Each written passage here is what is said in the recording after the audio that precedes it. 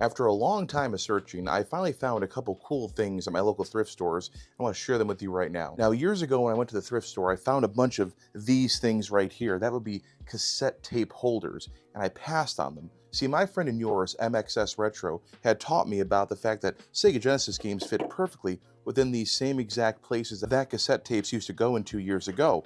And ever since then, I'm on the lookout for more. I actually ended up buying a couple already, and they do work pretty well for those Genesis games, and we're currently using them right now. And the best part is, this one here cost me $6.81, which is dirt cheap compared to what people on eBay want them for, and it's actually pretty much the same exact dimensions as the one I currently have, so it'll go right in that stack perfectly. I'll lift these two up, put this in the bottom, and I'll be all set. Even more space for my expanding Sega Genesis collection, even though the Sega Genesis is terrible. We have this here, a Samsung 32-inch TV, a much newer model than I wanted, and still with the screen a little bit damaged, but let's talk about this one. This is a smart TV from 2013, and I got this for one reason only.